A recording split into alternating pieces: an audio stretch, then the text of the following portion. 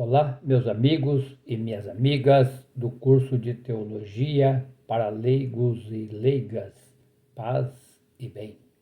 Então, nós estamos começando agora o último bloco do nosso estudo de Teologia. E nós vamos falar e vamos conversar e vamos aprofundar sobre liturgia. Vai ser 4 encontros para falar sobre liturgia. Por que tanto encontro? Nunca teve 4 encontros, né? A não ser da Bíblia, né? Porque a liturgia é o coração da comunidade. E a liturgia também é o coração de toda a teologia. A palavra liturgia, ela não aparece na Bíblia. Não aparece aqui como palavra liturgia. Mas a liturgia está presente de ponta a ponta na Bíblia. Por quê?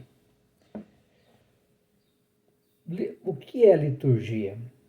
A liturgia é o posto de gasolina onde nós paramos o carro da vida para abastecer da palavra de Deus. No sacramento, na oração e na expressão comunitária e seguir na estrada da vida. Essa frase é do Frei Beto, que diz assim, né? Você tem o carro não anda sem gasolina ou álcool, né? Ou carro elétrico. Tem que ter um combustível para fazer ele caminhar. E se você não tem esse combustível, você para no meio do caminho.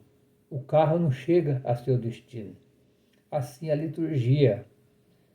Então, a liturgia está em tudo. Em todos os sacramentos nós temos a liturgia. E também a palavra de Deus. Mas o que é mesmo a palavra liturgia, então? Que essa grande importância que é a liturgia na nossa vida, né? Nós somos um ser litúrgico, uma comunidade litúrgica, uma assembleia litúrgica, onde Jesus se faz presente em nosso meio. A palavra liturgia, ela vem do grego, que significa serviço, né? Serviço do povo para o povo. Quer dizer, o povo reunido em assembleia para conversar com Jesus. O grande biblista Jerônimo, que agora é o São Jerônimo, ele dizia que quando você reza, você está falando com Deus. Mas quando você lê a Bíblia, Deus está falando com a gente. E na liturgia a gente faz tudo isso. Nós rezamos e lemos a Bíblia, refletimos a Bíblia. Então nós temos 4 leituras, a gente vai aprofundar por isso, né? Que é uma leitura do Antigo Testamento, mais uma do Antigo, que é o Salmo, depois uma das cartas, ou pode ser carta de Paulo, pode ter outra carta, e o Evangelho. Então são 4 leituras para a gente entender um pouquinho essa palavra liturgia. E o Concílio Vaticano II, que nós estamos completando 60 anos da abertura do Vaticano II, foi aberto no dia 11 de outubro de 1962. E agora nós estamos em outubro de 2022. 60 anos nessa caminhada. E a liturgia é para mostrar que ninguém caminha sozinho. Nós somos um povo de Deus, uma assembleia. Então, na liturgia, a gente tem os sacramentos básicos, mas entre os básicos nós temos todo sacramento é importante. Mas o que mais celebra é a Eucaristia. A Eucaristia é o ponto de encontro da comunidade, é o ponto de encontro entre os homens e as mulheres. Celebrar o Eucaris, né? Olha, Eucaristia. A palavra caris está no meio, Eucaristia. A palavra Eucaristia é do grego, a palavra caris significa o momento de graça. Caris significa comer de graça. Alimentar na comunidade litúrgica. Alimentar-se da palavra de Deus. Alimentar-se do pão eucarístico. E quando você sair lá fora, você é um novo homem e uma nova mulher. Então, o documento de Medellín, de 1968, né, tem vários documentos na igreja, né, de Medellín, de Puebla, de Aparecida. Ele diz que outra definição que possuímos da liturgia é mostrar que a liturgia, Cristo é a cabeça da comunidade. E nós somos os membros. É o que fala lá Paulo na carta aos Romanos, capítulo 12, e também em 1 Coríntios, capítulo 12. Ele fala que ele é o corpo e nós somos os membros. Quer dizer, membros ligados uns aos outros. Então ninguém faz nada sozinho. Ele fala que a liturgia é o momento em que a igreja é mais perfeitamente igreja. Igreja entre comunhão entre as pessoas. Então, pessoal, a comunidade, ela reúne, ou com padre ou sem padre. Porque às vezes o padre, uma paróquia tem 40 comunidades, e o padre é um só. Como é que você vai reunir 40 comunidades? Vai ter 40 missas no final de semana, ou 40 missas todos os dias, não tem como. Então o padre, ele faz mais do que ele pode, mas ele é o grande animador da Assembleia Litúrgica. Aí está lá os leigos, as mulheres e os homens completamente preparados, espiritualmente preparados, intelectualmente preparados, psicologicamente preparados e preparadas para dirigir a celebração. Mas o padre, o leigo e a leiga que dirige a celebração não é o celebrante, que a gente falava antes. Não. O celebrante é todos nós, é a Assembleia Litúrgica. O celebrante é a comunidade. Agora, o padre é o presidente da celebração. E o leigo ou a leiga que está dirigindo também é o presidente da celebração. E a Bíblia, de ponta a ponta, ela vai falar, então, dessa Assembleia Litúrgica. Eu até vou ler uma frase aqui, ó, que está na apostila, que diz assim, ó, proclamai uma reunião sagrada, reuni o povo, convocai uma assembleia, congregai os anciãos e reuni os jovens. O profeta Joel, capítulo 2, versículo 16. Quer dizer, nós devemos não deixar a comunidade ficar fechada dia de sábado e domingo, ou um dia santo. Nós temos que convocar o pessoal. Olha lá. A Assembleia Litúrgica é um povo convocado por Deus para responder a sua palavra numa atitude de fé. É o corpo de Cristo, sinal visível do grande mistério da igreja, com toda a sua unidade. E a carta, ou melhor, o Evangelho segundo João, ele fala lá no capítulo 15, 16, ele diz assim, foi eu que vos escolhi, vocês, não foi vocês que me escolheram. Então foi Jesus que escolheu você, escolheu eu e escolheu nós. Essa é a liturgia, não é verdade? E o capítulo 6, né, do livro do Êxodo, versículo 7, fala assim, olha, tornai-vos todo o meu povo, e serei todo o povo de Deus. Quer dizer, o povo é de Deus e o Deus é do povo. Então você que está aí do outro lado acompanhando o nosso encontro, você vai ver a importância. E quando a gente fala de Eucaristia, a gente também vai falar de batismo, né? Eucaristia, batismo, e também a crisma. Aí depois temos lá o sacramento da ordem, que é do padre, a unção dos enfermos, o matrimônio, todos esses são sacramentos, todos esses são liturgia, né? Mas qual é a função de toda essa Assembleia reunidas?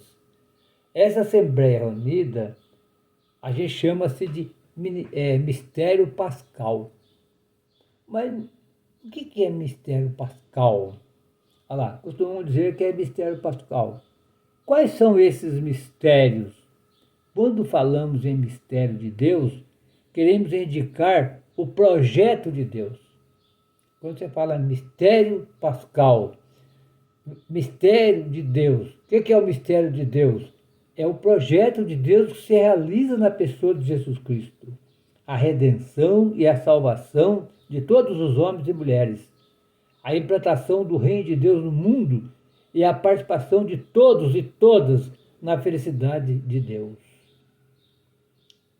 Mas que interessante, né? A gente fala de... Por que é mistério? Vou explicar para vocês. Mistério é uma palavra, é um termo que a gente não sabe o que é. Lá fora, no modo geral, você não sabe o que é mistério. Aquele crime é um mistério. Ou aquele acidente foi um mistério. Mas aqui não. Aqui está falando que mistério tem uma definição. Olha lá. Mistério se realiza na pessoa de Jesus Cristo, que é a redenção, que é o projeto de Deus. Agora eu pergunto para vocês. É mistério para quem está lá fora, quem não participa da igreja, quem não participa da comunidade, quem não lê nada, não vai na missa, não serve para nada, não vive nada, não tem religião. Então, para esse pessoal é mistério. Por que será que aquele povão vai lá, canta, louva a Deus, sai de lá feliz, alguns até choram, outros são curados, nós sabemos disso? Então, para eles é mistério, mas para nós não é. Porque nós estamos vivendo o reino de Deus. Então, quem vive o reino de Deus, eu vou até ler de novo para vocês aqui. Quando falamos em mistérios de Deus, queremos indicar o projeto de Deus. Vou explicar aqui para vocês um pouquinho. Na Bíblia, principalmente no livro do Atos dos Apóstolos, aparece assim, que a comunidade viviam em grandes felicidades. O povo dizia assim, como eles se amam. Lá no livro do Atos dos Apóstolos, capítulo 2, versículo 42, diz assim, eles viviam todo em comum, dividiam os bens e moravam cada um de acordo com a sua necessidade. Todos os dias eles se reuniam no templo para ouvir a palavra de Deus, para partilhar o pão, para viver em comunhão e oração. 4. Vou repetir. Reunia para ouvir a palavra dos apóstolos, para viver a comunhão, a partilha e na oração. E diz assim, que todo mundo que estava lá fora ficava admirado e aplaudia, mas não tinha coragem de participar. Aqui está o mistério. Por que eles não tinham coragem de participar? Porque eles não tinham coragem de dividir os bens. Eles não tinham coragem de suportar um aos outros, queria ficar isolado dentro da sua casa, queria ficar isolado da sociedade.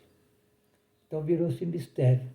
Mas para nós não é mistério. Aqui tem esse... Mas qual que é o mistério central da vida de Cristo? Vou ler para não errar, hein?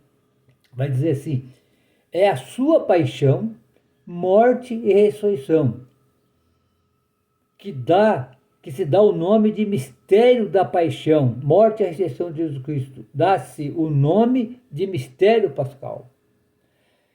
Não dá para entender uma pessoa assumir tanto um compromisso radical que vai levar ele à morte e ele não volta atrás. Ele podia voltar e falar, não quero mais saber disso, vou viver minha vida e acabou. ele não ia ser assassinado, mas ele foi até o fim, porque ele diz, olha, eu estou aqui porque é o Pai que mandou eu para cá. Eu vim aqui, não é fazer o projeto dos homens e das mulheres, mas é o projeto de Deus. Tem mais, olha, eu vou explicar para vocês aqui, ó. Ele vai dizer assim, mas e o que? E o que se quer dizer Pascal? Deriva-se da palavra Páscoa, que significa passagem. Portanto, o mistério pascal é a passagem de Cristo pelo sofrimento, da sua morte, da sua ressurreição e glorificação. Então, quer dizer, Páscoa é passagem. Páscoa é quando você muda de vida. Quando você trata bem a sua esposa, a esposa trata bem o marido, trata bem os filhos, trata bem os colegas do trabalho, trata bem as pessoas do trânsito. Alguém erra, você perdoa. Você erra, o outro perdoa, porque nós não somos perfeitos no trânsito, né? Tem mais, olha. Quando se fala em mistério pascal, não se deve pensar somente em Jesus. Não. Ele passou pelo mistério pascal, mas nós também vamos passar e estamos passando. Olha lá. A Páscoa de Jesus está unido à Páscoa do povo de Deus. A Páscoa é Páscoa de Cristo total, cabeça e membros. Olha que bonito. Vale a pena a gente aprofundar, chegar na missa aí com essa ideia lá. Olha só. Às vezes você pergunta assim, ó, mas por que a gente vai na missa? Por que a gente vai na celebração? Eu vou ler aqui e depois vou trocar para vocês em miúdos. Que toda celebração que a gente vai da missa, a gente fala isso aí. Ó, a liturgia celebra a Páscoa do Senhor e a Páscoa do ser povo. Celebra os sofrimentos, a morte, a ressurreição e a glorificação de Jesus. Mas celebra também, por outro lado, as lutas e dores e as angústias e a morte do nosso povo. Por outro lado, celebra suas conquistas, alegrias e esperança em vista de uma sociedade fundada na justiça e na fraternidade. Olha que bonito. Quer dizer, vou trocar em miúdo para vocês. A celebração celebra também as horas difíceis, que acontece um acidente na vida da pessoa, um desemprego, acontece morte, acontece uma doença, mas celebra muito mais as alegrias. Eu consegui uma casa, eu consegui um carro, eu consegui sair da droga, eu consegui sair do alcoolismo, eu consegui sair de um monte de coisa. Eu fiz a minha passagem, porque Jesus me iluminou, a igreja me iluminou. Olha que importante, pessoal, a gente ir seguir por esse caminho. Aí quando chega lá na hora do ofertório, o padre diz assim, o ministro vai falar diferente, que eu vou ensinar também. Orai, irmãos e irmãs, para que esse sacrifício seja aceito por Deus Pai Todo-Poderoso. Como é que você responde? Você responde assim. Você responde assim para a pessoa. Você fala assim, ó, orai, irmãos, né? Orai, irmãos. Para que esse sacrifício seja aceito. Você fala, aceita Deus Pai Todo-Poderoso esse sacrifício. Para a glória do seu nome, para o nosso bem e de toda a Santa Igreja. Então nós vamos celebrar a glória de Jesus e o seu bem e o meu bem. Então por que você vai na igreja toda semana? É para o bem de todos. Celebra o bem. Viu que bonito? Você ora, você fala e você celebra os bens. Quer dizer, o bem de toda a humanidade. Por isso que vai dizer assim, olha, que lugar ocupa a liturgia no plano de Deus? Deus organizou um plano que passa pelos profetas e por Cristo e chega até nós. É Ele que quis esse prolongamento desse plano na história de todos os homens e mulheres. A liturgia se inscreve na comunidade, na obra de Deus, desde a criação até a parousia. Depois, no próximo encontro, se alguém tiver dúvida, eu perguntar a parousia, eu explico. E o fim dos tempos, quando a Nova Jerusalém celebramos o modo perfeito e definitivo da liturgia celeste. Então, para a glória do seu nome, para o nosso bem e de toda a Santa Igreja. Quando é uma celebração da palavra, não é Eucaristia. Você fala assim, orai, irmãos, para que essa celebração seja aceita por Deus Pai Todo-Poderoso. Então o pessoal responde, para a glória do seu nome, para o nosso bem e por toda a Santa Igreja. É a mesma coisa, tá? Mas qual é o papel da liturgia na missão de Cristo? Olha, para nós fechar, olha, para unir, reunir e congregar todos os homens e mulheres no projeto de Deus. Cristo permanece presente, atual, vivo, hoje e sempre na celebração litúrgica. Ele é litúrgico por excelência. É o altar, oferenda, vítima e holocausto.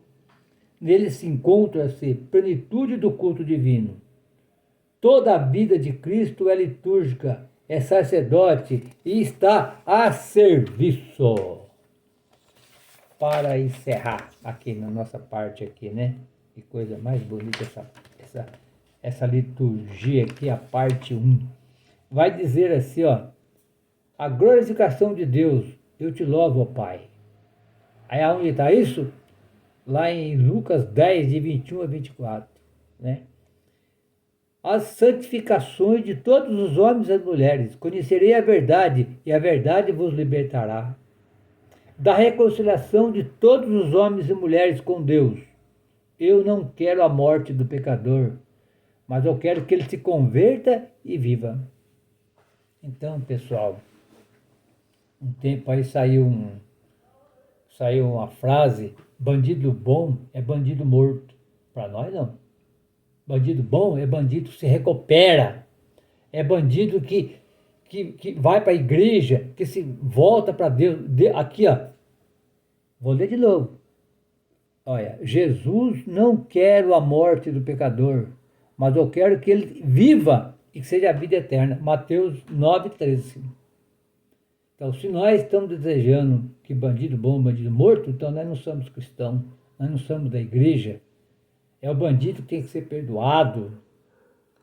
O Deus que quer o bem de você e quer o meu bem. Pessoal, estamos chegando ao final, mas vai ser 4 encontros sobre liturgia, né? Vamos conversar bastante. Quem não pôde participar do encontro todo, cara, é 2 horas, aprende muito mais. Aqui está um resumo para vocês da liturgia, né? Depois vocês têm aí na apostila de vocês vão ler o Mateus 9, 35, 38. E depois o capítulo 10, de 5 a 10.